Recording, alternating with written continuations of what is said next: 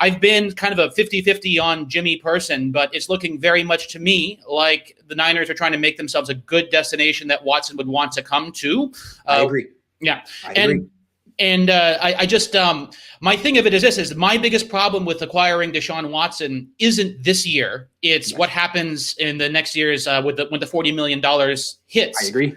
And that's why I think that if you're looking at it, as you've always been pointing out, that both Fred Warner and Bosa are kind of expendable assets because they're the next two big money contracts. And I think because of that, it makes sense for the 49ers to want to get rid of one or both of them. And the thing I love the most about what they've done this offseason is the Niners, outside of quarterback, I don't think there's a very clear need for the for the team in the draft. And so I think what this is setting up for is the Niners drafting potentially Micah Parsons at 12. And then after they do that, having the ability to deal Fred Warner and then also not have to pay him. And so my question to you was, what do you think about that scenario, number one? And then number two, do you think Watson is a pre-draft or a post-June 1st deal?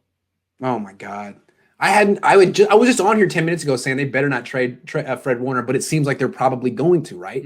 Yeah. I mean, what did they do with Buckner? They traded him for a pick and drafted his replacement. That's exactly what they did. We love you, DeForest, but not at $20 million a year. Sorry, we can get 80% of you with a guy on a rookie construct. Yeah, I could see him. I could absolutely see them doing that. Now, tell me a little bit about Micah Parsons, because I haven't scouted the linebackers because I hadn't had this epiphany until you brought it up to me. But of course, that's what they're going to do. So tell me about Micah Parsons.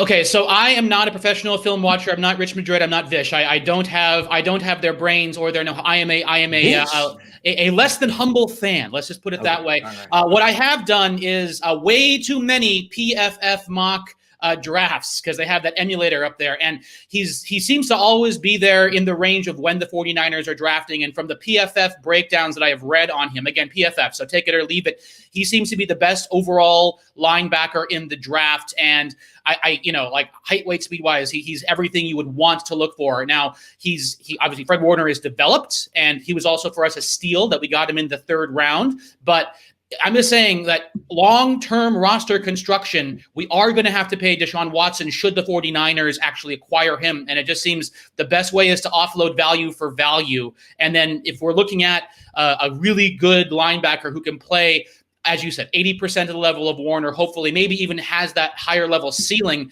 we shouldn't be afraid to move off of him, even though I love Fred Warner. And you're absolutely right. Fred Warner was the heart and soul of that defense last year. And he's done great things for us, but it would be characteristic of this front office to move off just from a value perspective alone. But it's only enabled because of the fact that they've kind of filled in the roster holes, except for at quarterback. So it's going to be a really interesting point. I think the key word there is characteristic. It would certainly be on brand, in character of the 49ers. So we should think about this. This is something that is definitely on the table. Tony, fabulous call. Rock on, dude. Talk to you soon. Rock on, man. Have a great day. Real quick, Sean says sexual assault claims changes the asking price. Can't ask top dollar for an asset with legal issues, even if proven false. We'll see. I think Deshaun Watson might be so good that might need to be some evidence for teams to change their opinion about him, but I have no idea. This is a developing story. We shall see. Sean, good point.